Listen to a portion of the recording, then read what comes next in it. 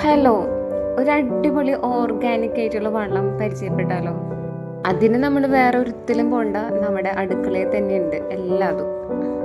എന്നും നമ്മുടെ അടുക്കളയിൽ ബാക്കി വരുന്ന സവാളത്തൊലി, ഉള്ളിയുടെ തൊലി, അതുപോലെ വെളുത്തുള്ളിയുടെ തൊലി, പിന്നെ കോഴിമുട്ടയുടെ തൊണ്ട്, പഴത്തിൻ്റെ തൊലി, ചായയുടെ പീര, ഇതൊക്കെ ബാക്കി വരല്ലേ.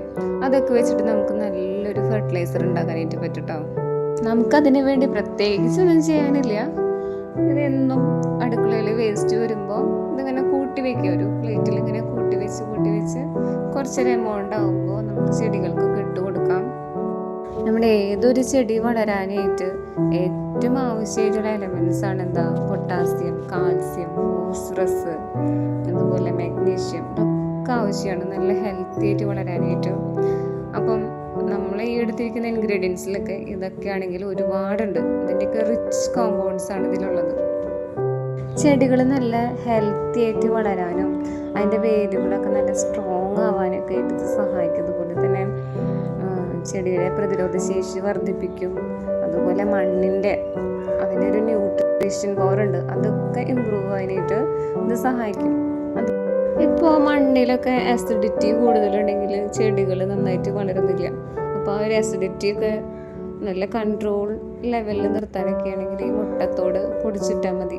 ഇതൊക്കെ നന്നായിട്ട് ഇമ്പ്രൂവ് ആയി കിട്ടും. ഇങ്ങനെയുള്ള വേസ്റ്റൊക്കെ നമുക്ക് കുഴിച്ചിട്ട് കൊടുക്കൊന്നും വേണ്ട. മണ്ണിൻ്റെ മേലെ നമുക്ക് വെറുതെ ഇങ്ങനെ വെതറി കൊടുത്താൽ മതി. പിന്നെ അത് കുറച്ച് സമയമെടുത്ത് അത് പതുക്കെ മണ്ണായിട്ട് അലിഞ്ഞ് ചേർന്നോളും. ഓക്കെ, അപ്പം അത് പ്രത്യേകിച്ച് നമ്മൾ കുഴിച്ചിട്ട് കൊടുക്കേണ്ട കാര്യമൊന്നുമില്ല. നനവൊക്കെ പറ്റുമ്പോൾ ചെറുതായി അത് അലിഞ്ഞ് പൊക്കോളും. പിന്നെ ഒരുപാട് വളം നമ്മൾ യൂസ് ചെയ്യുമ്പോൾ അതും ചെടിക്കത് താങ്ങാനായിട്ടൊന്നും പറ്റില്ല.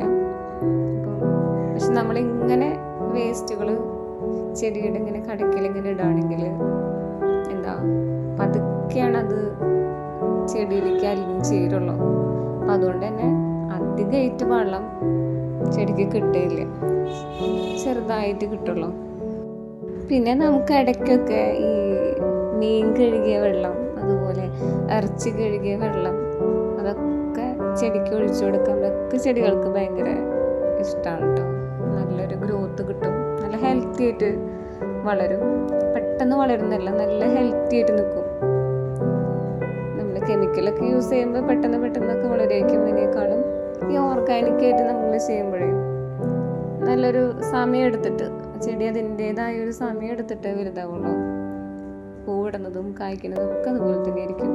അതാണ് ബെറ്റർ എന്ന് എനിക്ക് തോന്നുന്നു. അപ്പോൾ അടുത്ത വീഡിയോയിൽ കാണാം. ബൈ.